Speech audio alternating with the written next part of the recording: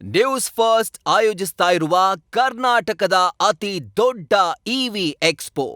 ಇವತ್ತು ಈ ಕಾರ್ಯಕ್ರಮದಲ್ಲಿ ಬೆಣ್ಣೆ ಹಳ್ಳ ಪ್ರವಾಹ ನಿಯಂತ್ರಣ ಕಾಮಗಾರಿಗೆ ಶಂಕುಸ್ಥಾಪನೆ ನೆರವೇರಿಸ್ತಾ ಇದ್ದೇವೆ.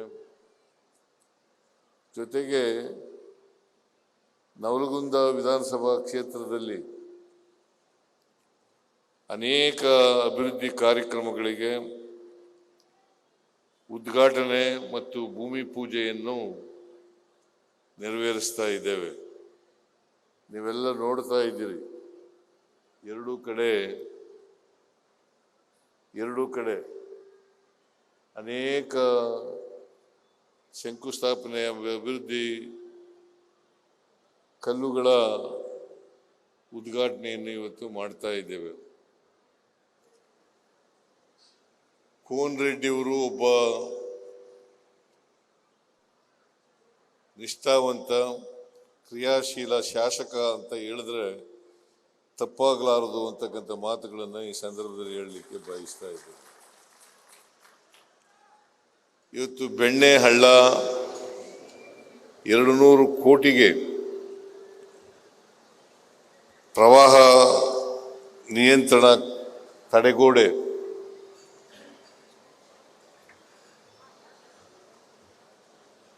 ಇವತ್ತು ಶಂಕುಸ್ಥಾಪನೆ ಆಗಬೇಕಾದ್ರೆ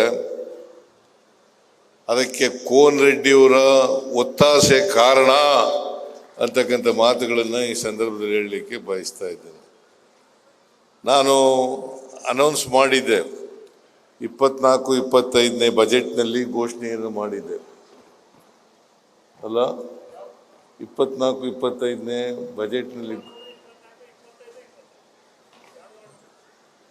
ಘೋಷಣೆಯನ್ನು ಮಾಡಿದೆ. ನಾವು ಹಿಂದೆ 1610 ಕೋಟಿ ರೂಪಾಯಿಗಳಿಗೆ ಅಂದಾಜನ್ನು ತಯಾರು ಮಾಡಿ ಕೇಂದ್ರ ಸರ್ಕಾರಕ್ಕೆ ಕಳಿಸಿದ್ದು. ಅದು ತಡ ಆಯಿತು, ನಿಧಾನ ಆಯಿತು. ಅದಕ್ಕೋಸ್ಕರ ಬೆಣ್ಣೆ ಹಳ್ಳ ಮಳೆ ಬಂದಾಗ ಪ್ರವಾಹ ಬಂದು ಸುಮಾರು 37 ಹಳ್ಳಿಗಳಿಗೆ 20,000 ಹೆಕ್ಟೇರ್ ಪ್ರದೇಶ 20,000 ಹೆಕ್ಟೇರ್ ಪ್ರದೇಶಕ್ಕೆ ಪ್ರವಾಹ ಬಂದು ಬೆಳೆ ಹಾನಿ ಆಗ್ತಕ್ಕಂಥ ಕೆಲಸ ನಡೀತಾ ಇತ್ತು. ಇದನ್ನ ಅನೇಕ ವರ್ಷಗಳಿಂದ ಈ ಒತ್ತಾಯ ಇತ್ತು. ಕೋನ್ ರೆಡ್ಡಿಯವರು ಈ ಸಾರಿ ನಾವು ಅಧಿಕಾರಕ್ಕೆ ಬಂದ ಮೇಲೆ ಇದು ಆಗಲೇಬೇಕು ಅಂತೇಳಿ ಒತ್ತಾಯಪೂರ್ವಕವಾಗಿ ಸರ್ಕಾರವನ್ನು ಬೇಡಿದರು. ಹಾಗಾಗಿ ಸರ್ಕಾರ ಅವರ ಒತ್ತಾಯಕ್ಕೆ ಮಣಿದು ಈ ಬೆಣ್ಣೆಹಳ್ಳ ಪ್ರವಾಹ ನಿಯಂತ್ರಣ ಕಾಮಗಾರಿಗೆ ಶಂಕುಸ್ಥಾಪನೆಯನ್ನು ಇವತ್ತು ನೆರವೇರಿಸ್ತಾ ಇದ್ದೇವೆ. ಸುಮಾರು 200 ಕೋಟಿ ರೂಪಾಯಿಗಳನ್ನು ಇವತ್ತು ಮಾಡ್ತಾ ಇದ್ದೇವೆ. ಆದ್ದರಿಂದ ಇದು ಮತ್ತೆ ಬೇರೆ ತಾಲೂಕಿನ ನವಲಗುಂದ ತಾಲೂಕಿನಲ್ಲಿ ಸುಮಾರು 150 ಕೋಟಿ ರೂಪಾಯಿಗಳು ವಿವಿಧ ಅಭಿವೃದ್ಧಿ ಮತ್ತು ಶಂಕುಸ್ಥಾಪನೆ ಕಾರ್ಯಕ್ರಮಗಳನ್ನು ಮಾಡ್ತಾ ಇದ್ದೀವಿ.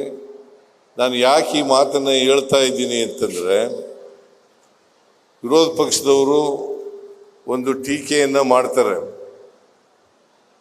ಗ್ಯಾರಂಟಿ ಯೋಜನೆಗಳನ್ನು ಜಾರಿಗೆ ತಗೊಬಂದ ಮೇಲೆ ರಾಜ್ಯ ಸರ್ಕಾರದಲ್ಲಿ ದುಡ್ಡಿಲ್ಲ, ಅಭಿವೃದ್ಧಿ ಕೆಲಸಗಳೆಲ್ಲ ನಿಂತೋಗ್ಬಿಟ್ಟಿದ್ದಾವೆ ಅಂತಕ್ಕಂಥ ಆರೋಪವನ್ನು ನಮ್ಮ ಮೇಲೆ ಮಾಡ್ತಾರೆ. ಇದು ಸುಳ್ಳು ಆರೋಪ ಅಂತಕ್ಕಂಥ ಮಾತುಗಳನ್ನು ಈ ಸಂದರ್ಭದಲ್ಲಿ ಹೇಳಲಿಕ್ಕೆ ಬಯಸ್ತಾ ಇದ್ದೇನೆ. ತಾವೆಲ್ಲ ತಿಳ್ಕೋಬೇಕು, ಸುಳ್ಳು ಆರೋಪಗಳನ್ನು ಮಾಡೋದ್ರಲ್ಲಿ ಭಾರತೀಯ ಜನತಾ ಪಕ್ಷದವರು ನಿಶ್ಚೀಮರು. ಅಂತಕ್ಕಂಥ ಮಾತುಗಳನ್ನು ಹೇಳಲಿಕ್ಕೆ ಬಯಸ್ತಾ ಇದ್ದೇನೆ. ಈಗ ಕಳಸಾ ಬಂಡೂರಿ, ಈಗ ನನಗೆ ಬಂದಾಗ ರೈತ ಸಂಘದವರು ನನಗೆ ಒಂದು ಪ್ರಶ್ನೆಯನ್ನು ಕೇಳಿದ್ರು.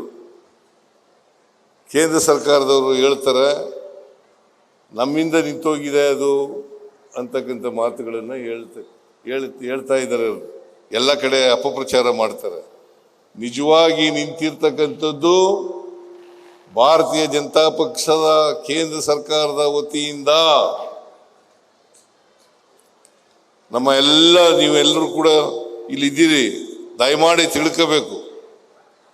ಕಳಸಾ ಬಂಡೂರಿ ಸುಪ್ರೀಂ ಕೋರ್ಟ್ನಲ್ಲಿ ಆದೇಶ ಕೊಟ್ಟು 2018ರಲ್ಲಿ ನಾವು 2023ರಲ್ಲಿ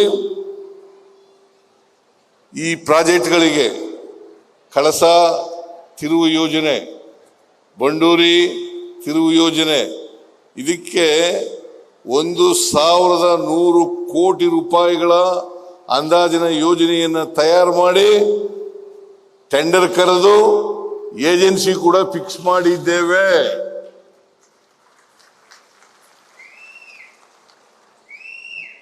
ನಾವು ಕಾಯ್ತಾ ಇದ್ದೇವೆ. ಕೇಂದ್ರ ಸರ್ಕಾರದ ಅರಣ್ಯ ಇಲಾಖೆಯಿಂದ ಅನುಮತಿ ದೊರೆತ ತಕ್ಷಣನೇ ನಾಳೆ ಕೊಟ್ರೆ ನಾಳಿದ್ದೇ ಕೆಲಸ ಪ್ರಾರಂಭ ಮಾಡ್ತೇವೆ.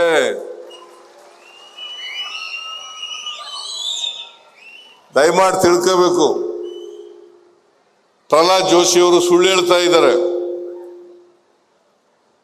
ಈ ಕ್ಷೇತ್ರದ ಲೋಕಸಭಾ ಸದಸ್ಯರು, ಕೇಂದ್ರದಲ್ಲಿ ಮಂತ್ರಿ, ಅವ್ರು ಹೇಳ್ತಾರೆ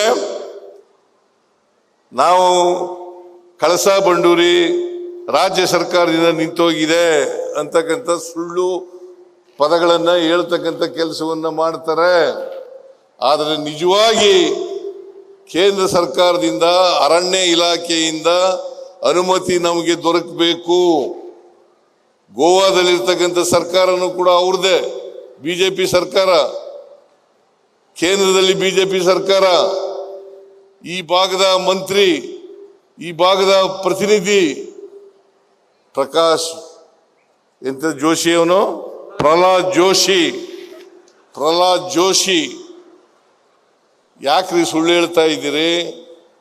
ನಾನು ಅದನ್ನೇ ಕೇಳಿದೆ ರೈತರಿಗೆ. ಸುಳ್ಳು ಹೇಳ್ತಾ ಇದ್ದಾರೆ. ದಯಮಾಡಿ ಅವ್ರ ಮಾತನ್ನು ನಂಬೇಡಿ. ಇದೇ ಯಡಿಯೂರಪ್ಪನವರು ಹೇಳಿದ್ರು 2018ರಲ್ಲಿ ಏನಂತ ಹೇಳಿದ್ರು ಅಂತಂದ್ರೆ, ನಾವು ಅಧಿಕಾರಕ್ಕೆ ಬಂದ ತಕ್ಷಣನೇ ಕಳಸಾ ಮಹದಾಯಿ ಯೋಜನೆಯನ್ನ ಜಾರಿ ಕೊಡ್ತೇವೆ ಹಾಗಂತೇಳಿ ರಕ್ತದಲ್ಲಿ ಬರ್ಕೊಡ್ತೇನೆ. ಅದಾದ್ಮೇಲೆ 2 ವರ್ಷ ಯಡಿಯೂರಪ್ಪನವರು ಮುಖ್ಯಮಂತ್ರಿ ಆಗಿದ್ರು. ಆಮೇಲೆ ಬಸವರಾಜ ಬೊಮ್ಮಾಯಿ ಅವರು 1 ವರ್ಷ 10 ತಿಂಗಳು ಮುಖ್ಯಮಂತ್ರಿ ಆಗಿದ್ರು. ಅವ್ರು ಯಾರು ಕೂಡ ಮಾಡಲಿಲ್ಲ. ಸುಳ್ಳು ಹೇಳ್ತಾ ಇದ್ದಾರೆ. ಈ ನಮ್ಮ ಕೋನ್ ರೆಡ್ಡಿ ಅವರು ಅಸಸ್ಯಾಲ ಹಾಕತ್ತಾರೆ. ಹೇಳ್ಬೇಕು ರೈತರಿಗೆ, ಹೇಳ್ಬೇಕು ನಮ್ಮಿಂದ ನಿಂತೋಗಿದ್ಯಾ? ಕೇಂದ್ರದಿಂದ ನಿಂತೋಗಿರೋದು ಜೋರಾಗಿ ಹೇಳಬೇಕು. ನೀವು ಬಂದಿರೋದು ಈ ನಮ್ಮ ಕೋನ್ ರೆಡ್ಡಿ ಅವರು ಹೆಂಗೆ ಅಂತಂದ್ರೆ, ಇಲ್ಲಿ ರೈತ ಸಂಘದವ್ರು ಇದ್ದಾರೆ ನವಲಗುಂದದಲ್ಲಿ, ಅವ್ರದ್ದು ವಿಶ್ವಾಸ ಗಳಿಸ್ಕೋಬೇಕು. ಅವ್ರ ವಿಶ್ವಾಸದಿಂದ ಗೆದ್ದಿದ್ದೀರಿ. ಅದಕ್ಕೆ ಅವ್ರ ಮನಸ್ಸು ನೋಯಿಸಕ್ಕೆ ಹೋಗಲ್ಲ. ಇದನ್ನ ಮಾಡಬಾರದು. ದಯಮಾಡಿ ನೀವೆಲ್ರಿಗೂ ಕೂಡ ತಿಳ್ಕೊಳ್ತಕ್ಕಂಥ ಕೆಲಸವನ್ನ ಮಾಡಬೇಕು. ಇವತ್ತು ಮಹದಾಯಿ ಯೋಜನೆ ಅಥವಾ ಕಳಸಾ ಬಂಡೂರಿ ನಾಲಾ ಯೋಜನೆ, ಯೋಜನೆ ಇದು ನಿಂತೋಗಿರೋದು ಕೇಂದ್ರ ಸರ್ಕಾರದ ಫಾರೆಸ್ಟ್ ಡಿಪಾರ್ಟ್ಮೆಂಟ್ನವರು ಅನುಮತಿ ಕೊಡದೆ ನಿಂತಿರ್ತಕ್ಕಂಥದ್ದು. 6 ವರ್ಷ ಆಯ್ತು, 7 ವರ್ಷ ಆಯ್ತು. 7 ವರ್ಷದಿಂದ ಇದಕ್ಕೆ ಅನುಮತಿಯನ್ನ ಕೊಡಿಸ್ತೇ ಇರ್ತಕ್ಕಂಥವ್ರು ಪ್ರಹ್ಲಾದ್ ಜೋಶಿ ಅವರು. ಕೇಂದ್ರ ಸರ್ಕಾರ ಅಂತಕ್ಕಂಥದ್ದನ್ನ ಅರ್ಥ ಮಾಡ್ಕೋಬೇಕು ಅಂತಕ್ಕಂಥ ಮಾತುಗಳನ್ನು ಹೇಳಿ ಬಯಸ್ತಾ ಇದ್ದೇನೆ. ಹಾಗೇನೆ ಅಪ್ಪರ್ ಕೃಷ್ಣ 3ನೇ ಹಂತ ಅದು 2013 ತೀರ್ಪಂತು, ಟ್ರಿಬ್ಯುನಲ್ ತೀರ್ಪಂತು. 2013ರಿಂದ ಇವತ್ತಿನವರೆಗೆ ಮಾಡಿಲ್ಲ. ಗೆಜೆಟ್ ನೋಟಿಫಿಕೇಶನ್ ಆಗಬೇಕು. ಕೇಂದ್ರ ಸರ್ಕಾರ ತೀರ್ಪು ಕೊಟ್ಟಿದೆ, ಗೆಜೆಟ್ ನೋಟಿಫಿಕೇಶನ್ ಮಾಡಬೇಕು ಕೇಂದ್ರ ಸರ್ಕಾರ. ಗೆಜೆಟ್ ನೋಟಿಫಿಕೇಶನ್ ಮಾಡದೇನೆ 3ನೇ ಹಂತದ ಕೆಲಸವನ್ನು ಮಾಡಲಿಕ್ಕೆ ಸಾಧ್ಯ ಆಗಿಲ್ಲ.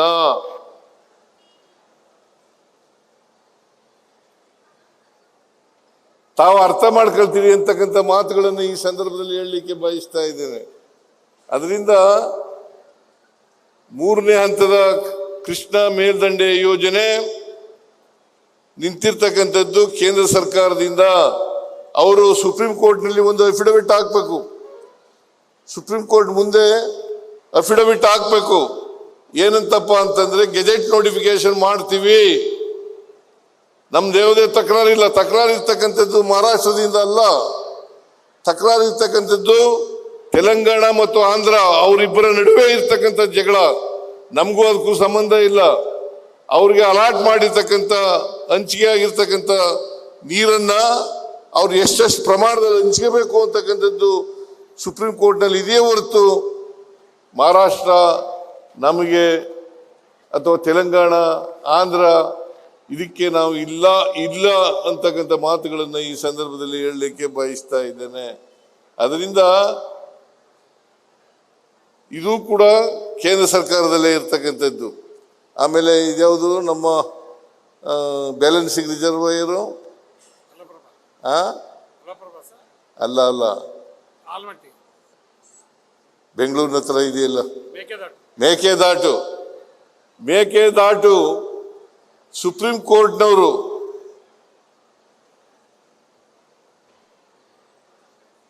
ತಮಿಳುನಾಡಿನವರು ಅರ್ಜಿ ಹಾಕಿದ್ರು,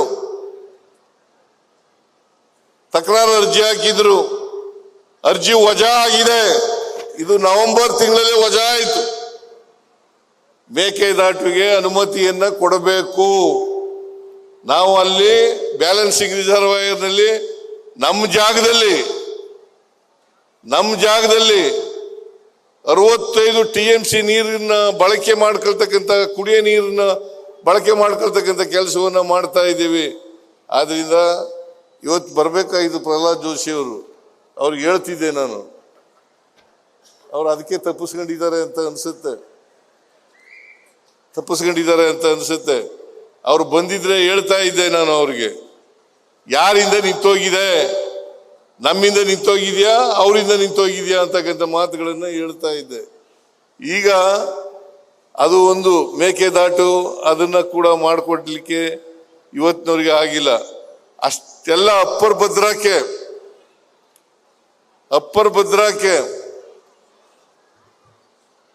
5300 ಕೋಟಿ ಕೊಡ್ತೀವಿ ಅಂತೇಳಿ 23-24 ಬಜೆಟ್ ನಲ್ಲಿ ಹೇಳಿದ್ರು. ನಿರ್ಮಲಾ ಸೀತಾರಾಮನ್ ಅವರೇ, ನೀವೇ ನಿಮ್ಮ ಬಜೆಟ್ ನಲ್ಲಿ ಘೋಷಣೆ ಮಾಡಿದ್ರಿ 5300 ಕೋಟಿ ರೂಪಾಯಿಗಳನ್ನ ಅಪ್ಪರ್ ಭದ್ರಾ ಯೋಜನೆಗೆ ಕೊಡ್ತೇನೆ ಅಂತಕ್ಕಂಥ ಘೋಷಣೆಯನ್ನು ಮಾಡಿದ್ರೆ 3 ವರ್ಷ ಆಯ್ತು. ಇವತ್ತಿನವರಿಗೆ ಒಂದು ಬಿಡಿಗಾಸನ್ನು ಕೊಟ್ಟಿಲ್ಲ. ದಯಮಾಡಿ ಇಲ್ಲಿ ರೈತ ಸಂಘದವ್ರು ಕೂತಿದ್ದೀರಿ, ಹಸಿರು ಶಾಲಾ ಹಾಕೊಂಡು ಕೂತಿದ್ದೀರಿ, ಅರ್ಥ ಮಾಡ್ಕೋಬೇಕು. ಇದನ್ನ 5300 ಕೋಟಿ ಕೊಡ್ತೀವಿ ಅಂತ ಹೇಳಿ 23-24 ಬಜೆಟ್ ನಲ್ಲಿ ಘೋಷಣೆ ಮಾಡಿದ್ದು. ನಿಮ್ಮ ಜಿಲ್ಲೆಯವರೇ ಆದ ನಮ್ಮ ರಾಜ್ಯದ ಮುಖ್ಯಮಂತ್ರಿ ಆಗಿದ್ದಂತ ಬಸವರಾಜ ಬೊಮ್ಮಾಯಿ ಅವರು ಇಲ್ಲಿ 23-24 ಬಜೆಟ್ ನಲ್ಲಿ ಮಂಡಿಸಿದಾಗ ಅದನ್ನ ಪುನರುಚ್ಚಾರ ಮಾಡಿದ್ರು. ನಾವು 5300 ಕೊಡ್ತೀವಿ ಅಂತ ಕೇಂದ್ರ ಸರ್ಕಾರ ಹೇಳಿದೆ. ಅಷ್ಟೇ ಅಲ್ಲ, ಒಂದು ಹೆಜ್ಜೆ ಮುಂದೆ ಹೋಗಿ ನಾವು ಅಪ್ಪರ್ ಭದ್ರಾ ಯೋಜನೆಯನ್ನ ರಾಷ್ಟ್ರೀಯ ಯೋಜನೆಯನ್ನಾಗಿ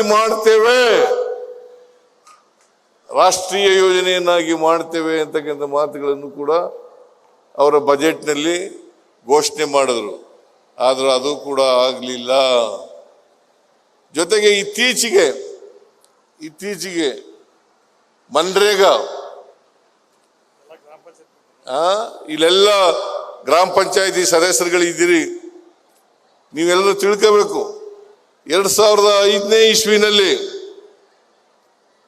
ಮನಮೋಹನ್ ಸಿಂಗ್ ರವರು ಪ್ರಧಾನಮಂತ್ರಿಯಾಗಿದ್ದಾಗ ಮನ್ರೇಗಾ ಕಾಯ್ದೆಯನ್ನ ಜಾರಿ ಮಾಡಿದ್ರು. ಮನ್ರೇಗಾ ಕಾಯ್ದೆಯನ್ನ ಜಾರಿ ಮಾಡಿದ್ರು. ಅದನ್ನ ಡಿಸೆಂಬರ್ನಲ್ಲಿ ರದ್ದು ಮಾಡಿದ್ದಾರೆ. ಎಲ್ಲ ಗ್ರಾಮ ಪಂಚಾಯತಿ ಸದಸ್ಯರು ಈ ಕಡೆ ಗಮನ ಕೊಡಬೇಕು. ನೀವೆಲ್ಲರೂ ಕೂಡ ಅರ್ಥ ಮಾಡ್ಕೊಂಡಿದ್ದೀರಿ ಅಂತಕ್ಕಂಥದ್ದು ನನ್ನ ಭಾವನೆ. ಮನ್ರೇಗಾವನ್ನ ರದ್ದು ಮಾಡಿದ್ರು. ಅದು ಯಾಕೆ ಮಾಡಿದ್ದು? ಹಳ್ಳಿಗಾಡಿನ ಪ್ರದೇಶದಲ್ಲಿ ನಿರುದ್ಯೋಗಿಗಳಿದ್ದಾರೆ, ದಲಿತರಿದ್ದಾರೆ, ಮಹಿಳೆಯರಿದ್ದಾರೆ, ಸಣ್ಣ ರೈತರಿದ್ದಾರೆ, ಆದಿವಾಸಿಗಳಿದ್ದಾರೆ. ಅವ್ರಿಗೆಲ್ರಿಗೂ ಕೂಡ ಕೆಲಸ ಕೊಡಬೇಕು ಅಂತಕ್ಕಂಥದ್ದು. ಅವರ ಗ್ರಾಮದಲ್ಲಿ ಅಥವಾ ಅವರ ಗ್ರಾಮ ಪಂಚಾಯತಿನಲ್ಲಿ ಕೆಲಸ ಕೇಳಿದ್ರೆ 15 ದಿನದೊಳಗಡೆ ಕೆಲಸ ಕೊಡಬೇಕು. ಒಂದು ವೇಳೆ ಕೆಲಸ ಕೊಡ್ಲಿಕ್ಕೆ ಆಗದೆ ಹೋದ್ರೆ ಅವರಿಗೆ ಭತ್ಯೆಯನ್ನ ಕೊಡಬೇಕು ಅಂತಕ್ಕಂಥದ್ದು ಮನ್ರೇಗಾ ಕಾನೂನಲ್ಲಿ ಇದ್ದಂತ ವಿಚಾರ. ಮನ್ರೇಗಾ ಕಾನೂನಲ್ಲಿ ಇದ್ದಂತ ವಿಚಾರ. ಆದರೆ ಇತ್ತೀಚೆಗೆ ಒಂದು ಕಾನೂನು ಮಾಡಿದ್ದಾರೆ, VBG gram G, VG Ram G,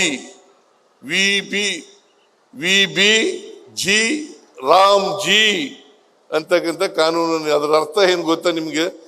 Ram ಅಲ್ಲ, ಅದು ರಾಮ್ ಅಲ್ಲ. ವಿಕಸಿತ್ ಭಾರತ್ ಗ್ಯಾರಂಟಿ ಫಾರ್ ರೋಜ್ಗಾರ್, ಆಮೇಲೆ ಅಜೀವಿಕ್ ಮಿಷನ್ ಗ್ರಾಮೀಣ್ ಅಂತ ಅದರ ಅರ್ಥ. ಅದನ್ನ ಎಕ್ಸ್ಪ್ಯಾಂಡ್ ಮಾಡಿದ್ರೆ ಇದು ಬರ್ತಕ್ಕಂಥದ್ದು. ರಾಮ್ ಯಾವ ರಾಮನೂ ಇಲ್ಲ, ಶ್ರೀರಾಮನೂ ಇಲ್ಲ, ಕೌಶಲ್ಯ ರಾಮನೂ ಇಲ್ಲ, ದಶರಥ ರಾಮನೂ ಇಲ್ಲ, ರಾಮಾಯಣದ ರಾಮನೂ ಇಲ್ಲ. ನಾವು ಈಗ ನನ್ನ ಹೆಸರು ಸಿದ್ದರಾಮ ಅಲ್ವಾ? ರಾಮ ಇಲ್ವಾ? ರಾಮನೂ ಇದ್ದವನೇ, ಈಶ್ವರನೂ ಇದ್ದಾನೆ ನನ್ನ ಹೆಸರಿನಲ್ಲಿ. ಸಿದ್ಧ ಈಶ್ವರ, ರಾಮ ವಿಷ್ಣು ಇಬ್ರು ಇದ್ದಾರೆ ನನ್ನ ಹೆಸರಿನಲ್ಲಿ. ನಾವು ದೇವರಲ್ಲಿ ನಂಬಿಕೆ ಇಟ್ಕೊಂಡಿಲ್ವಾ? ಧರ್ಮದಲ್ಲಿ ನಂಬಿಕೆ ಇಟ್ಕೊಂಡಿಲ್ವಾ? ಆದರೆ ನಾವು ನಂಬಿಕೆ ಇಟ್ಕೊಂಡಿರ್ತಕ್ಕಂಥ ಧರ್ಮ ಮನುಷ್ಯ ಧರ್ಮ, ಮಾನವೀಯ ಧರ್ಮ. ಯಾವುದೇ ಧರ್ಮದಲ್ಲಿ ಪರಸ್ಪರ ಪ್ರೀತಿಸಿ ಅಂತ ಹೇಳ್ತಾರೋ ಹೊರತು, ದ್ವೇಷ ಮಾಡಿ ಅಂತ ಹೇಳಲ್ಲ ಅಲ್ವಾ? ದ್ವೇಷ ಮಾಡಿ ಅಂತ ಹೇಳ್ತಾರ? ಬಸವಣ್ಣ ಏನ್ ಹೇಳ್ದ?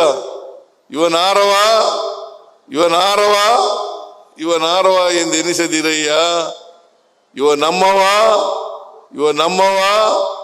ನಮ್ಮವ ಎಂದೆನಿಸಯ್ಯ, ನಿನ್ನ ಮನೆಯ ಮಗನೆಂದೆನಿಸಯ್ಯ, ಕೂಡಲ ಸಂಗಮ ದೇವ.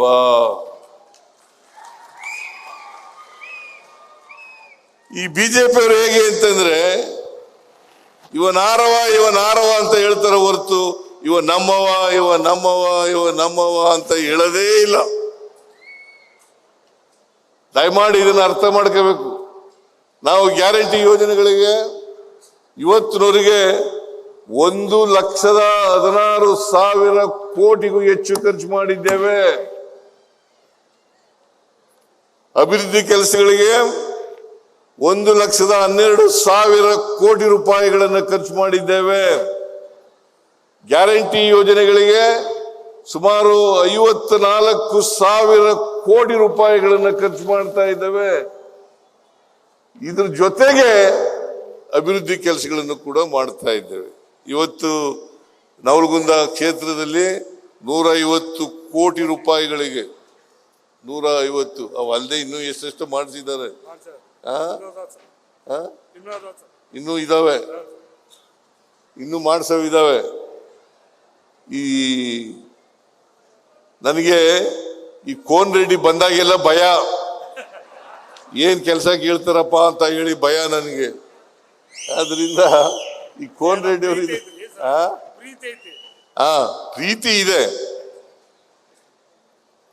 ಪ್ರೀತಿ ಇದೆ, ಆದರೆ ಡಿಮ್ಯಾಂಡ್ ಜಾಸ್ತಿ. ಅದೇನೇ ಇರಲಿ, ಇವತ್ತು ಪ್ರತಿ ಕುಟುಂಬಕ್ಕೆ ಒಂದು ಕುಟುಂಬಕ್ಕೆ 4,000 ರಿಂದ 5,000 ರೂಪಾಯಿ ಒಂದು ತಿಂಗಳಿಗೆ ಬರಕ್ ಮಾಡಿದ್ದೇವೆ. 4,000 ರಿಂದ 5,000 ರೂಪಾಯಿ ವರ್ಷಕ್ಕೆ 50,000 ರಿಂದ 60,000 ರೂಪಾಯಿ ಬರ್ತಕ್ಕಂಥ ಕೆಲಸವನ್ನು ಮಾಡಿದ್ದೇವೆ. ಇಲ್ಲಿವರೆಗೆ ನೀರಾವರಿಗೆ 2.5 ವರ್ಷದಲ್ಲಿ 25,000 ಕೋಟಿ ರೂಪಾಯಿಗಳನ್ನು ಖರ್ಚು ಮಾಡಿದ್ದೇವೆ. ಅದಕ್ಕೆ ನಾನು ಹೇಳ್ತಾ ಇದ್ದೀನಿ, ನಾವು ನೀರಾವರಿಗೆ ಒತ್ತು ಕೊಡ್ತಕ್ಕಂಥ ಕೆಲಸವನ್ನು ಮಾಡಿದ್ದೀವಿ. ಅದು ಕಳಸ ತಿರುವು ಯೋಜನೆ ಇರ್ಬೋದು, ಬಂಡೂರ ತಿರುವು ಯೋಜನೆ ಇರ್ಬೋದು, ಅಪ್ಪರ್ ಕೃಷ್ಣ ಯೋಜನೆ ಇರ್ಬೋದು, ಅಪ್ಪರ್ ಭದ್ರಾ ಯೋಜನೆ ಇರ್ಬೋದು, ಮತ್ತೆ ಯಾವುದೇ ಯೋಜನೆ, ನೀರಾವರಿ ಯೋಜನೆಗಳಿರ್ಬೋದು, ಆ ಯೋಜನೆಗಳನ್ನ ನಾವು ತ್ವರಿತಗತಿಯಲ್ಲಿ ಮಾಡ್ತೇವೆ ಅಂತಕ್ಕಂಥ ಮಾತುಗಳನ್ನು ಹೇಳಲಿಕ್ಕೆ ಬಯಸ್ತಾ ಇದ್ದೇನೆ. ನಾವು ಈಗ ಕೇಂದ್ರ ಸರ್ಕಾರಕ್ಕೆ ದುಡ್ಡು ಕೇಳ್ತೀವಿ, ಯಾಕಂದ್ರೆ ಸುಮಾರು 4.5 ಲಕ್ಷಕ್ಕೂ ಹೆಚ್ಚು ಕೋಟಿ ರೂಪಾಯಿಗಳನ್ನ ರಾಜ್ಯ ಸರ್ಕಾರ ಕೇಂದ್ರ ಸರ್ಕಾರಕ್ಕೆ ತೆರಿಗೆ ರೂಪದಲ್ಲಿ ಕೊಡ್ತದೆ. ಎಷ್ಟು? 4.5 ಲಕ್ಷ ಕೋಟಿಗೂ ಹೆಚ್ಚು ರೂಪಾಯಿಗಳನ್ನ ಕೊಡ್ತೇವೆ. ನಮಗೆ ಬರ್ತಕ್ಕಂಥದ್ದು ಎಷ್ಟಪ್ಪ ಅಂತಂದ್ರೆ 60,000 ಕೋಟಿ ರೂಪಾಯಿ ಮಾತ್ರ. 100 ರೂಪಾಯಿ ಕೊಟ್ರೆ, ಕೇಂದ್ರ ಸರ್ಕಾರಕ್ಕೆ ಕೊಟ್ರೆ ನಮಗೆ ಬರೋದು ಬರೀ 13 ರೂಪಾಯಿ ಮಾತ್ರ. ಇದು ನ್ಯಾಯನಾ? ನೀವು ಹೇಳಿ. ನೀವು ಕೇಂದ್ರ ಸರ್ಕಾರ ಬಿಟ್ಟೇ ಬಿಡ್ತೀರಿ ಏನು ಕೇಳೋದು? ನರೇಗಾ ಬದಲಾಯಿಸ್ಬಿಟ್ಟಿದ್ದಾರೆ, ಅದನ್ನು ಕೇಳೋದೇ ಇಲ್ಲ ನೀವು. ನಾನು ಅದಕ್ಕೆ ನಿಮ್ಮಲ್ಲಿ ಮನವಿ ಮಾಡ್ತೇನೆ, ಪ್ರಾರ್ಥನೆ ಮಾಡ್ತೇನೆ, ದಯಮಾಡಿ ನಮ್ಮ ಪಕ್ಷ ಮತ್ತು ಸರ್ಕಾರ ಈ ನರೇಗಾ ರದ್ದು ಮಾಡಿರ್ತಕ್ಕಂಥ ವಿಚಾರವನ್ನ ಬಹಳ ಗಂಭೀರವಾಗಿ ಪರಿಗಣಿಸ್ತೇವೆ. ಇದರ ಪರವಾಗಿ ಹೋರಾಟವನ್ನ ಮಾಡ್ತೇವೆ. ಮತ್ತೆ ಮರುಸ್ಥಾಪನೆ ಮಾಡಬೇಕು, ಮನ್ರೇಗಾವನ್ನು ಮರುಸ್ಥಾಪನೆಯನ್ನು ಮಾಡಬೇಕು ಅಂತಕ್ಕಂಥ ಹೋರಾಟವನ್ನು ಮಾಡ್ತೇವೆ. ನೀವು ನಮ್ಮ ಜೊತೆ ನಿಲ್ಲಬೇಕು ಅಂತಕ್ಕಂಥ ಮಾತುಗಳನ್ನ ಹೇಳಲಿಕ್ಕೆ ಬಯಸ್ತಾ ಇದ್ದೇನೆ. ಕೈ ಎತ್ತಿ ನೋಡೋಣ.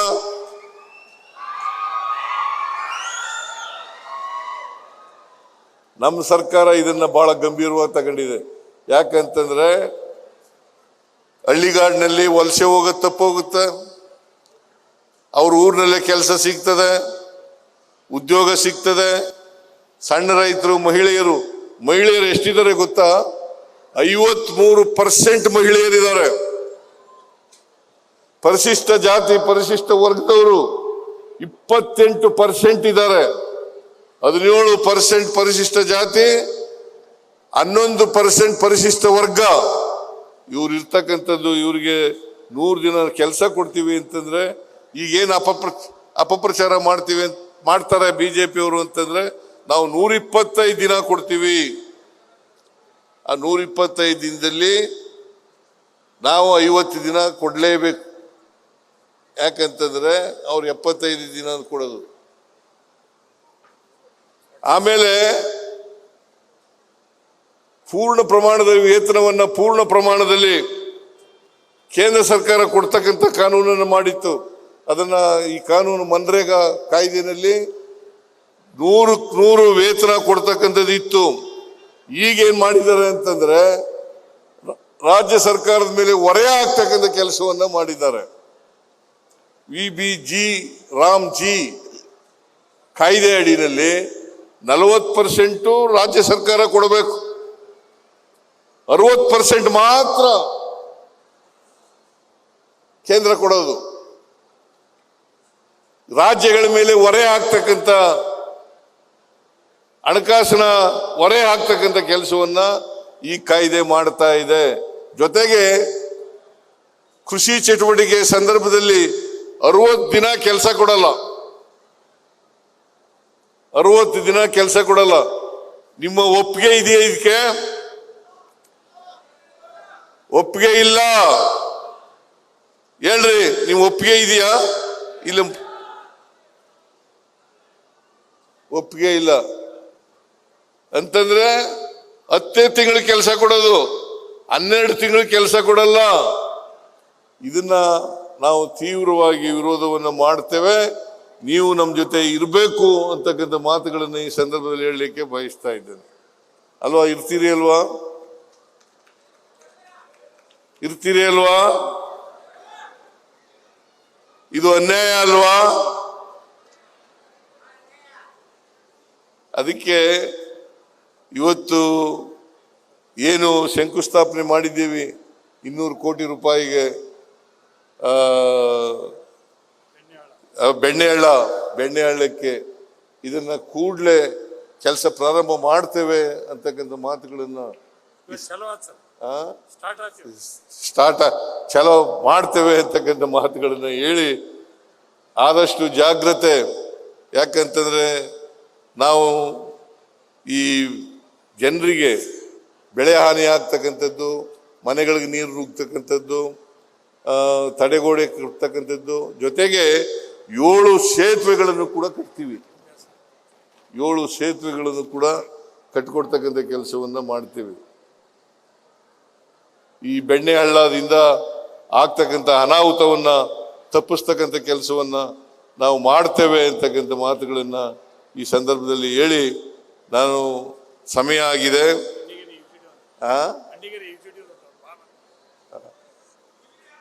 ಬಜೆಟ್ನಲ್ಲಿ ಮಾಡೋಣ ಬಿಡಪ್ಪ. ಹಂಗಿಲ್ಲ ಹೇಳಕ್ಕ.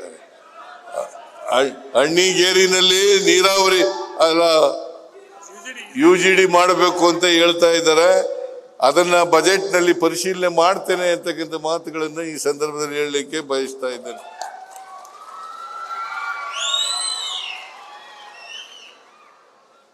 ಬಹಳ ಕೋನ್ ರೆಡ್ಡಿ ಅವರು ಇದನ್ನ ಬಹಳ ಭದ್ರವಾಗಿ ಹಿಡ್ಕೊಂಡಿದ್ದಾರೆ. ಇದು ಕರ್ಕ 3 ಬಾರಿ ಹೇಳಿದ್ದಾರೆ. ಈ ವರ್ಷ ಗೊತ್ತಾ ನಿಮ್ಗೆ 20,000 ಕೋಟಿ ಕೇಂದ್ರದಿಂದ ಬರಬೇಕಾದಂತ ಹಣ ಬರಲಿಲ್ಲ ನಮಗೆ. GST ನಲ್ಲಿ ಕಡಿಮೆ ಮಾಡಿಬಿಟ್ರು. 2017ರಲ್ಲಿ GST ಜಾರಿಗೆ ಬಂತು. 2017ರಲ್ಲಿ ಆಮೇಲೆ 25ರಲ್ಲಿ ಕಡಿಮೆ ಮಾಡಿದ್ರು. 8 ವರ್ಷಗಳ ಕಾಲ GST ಎಲ್ಲ ದೋಚ್ಕೊಂಡು ಈಗ ನಿಲ್ಸಿದ್ದೀವಿ ಅಂತ ಹೇಳ್ತಾರೆ. ಇದು BJP ಅವರು ಇದಾರಲ್ಲ, ಬಹಳ ಮೋಸಗಾರರು.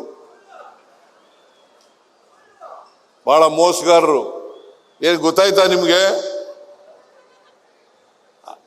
ಅದರಿಂದ ಇವರನ್ನ ಯಾವ ಕಾರಣಕ್ಕೂ ಕೂಡ ನಂಬಬೇಡಿ ಅಂತಕ್ಕಂಥ ಮಾತುಗಳನ್ನ ಹೇಳಿ ಕೋನ್ ರೆಡ್ಡಿ ಅವರಿಗೆ ಧನ್ಯವಾದಗಳನ್ನ ಹೇಳಿ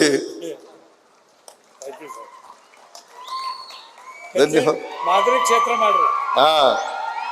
ಕೋನ್ ರೆಡ್ಡಿ ಅವರು ನವಲಗುಂದ ಕ್ಷೇತ್ರವನ್ನ ಮಾದರಿ ಕ್ಷೇತ್ರವನ್ನಾಗಿ ಮಾಡ್ತೇವೆ ಅಂತಕ್ಕಂಥ ಮಾತುಗಳನ್ನ ಹೇಳ್ತಾ ಇದ್ದಾರೆ.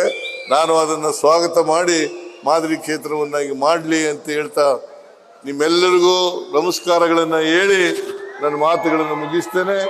ಜೈ ಹಿಂದ್, ಜೈ ಕರ್ನಾಟಕ, ಜೈ ಸಂವಿಧಾನ.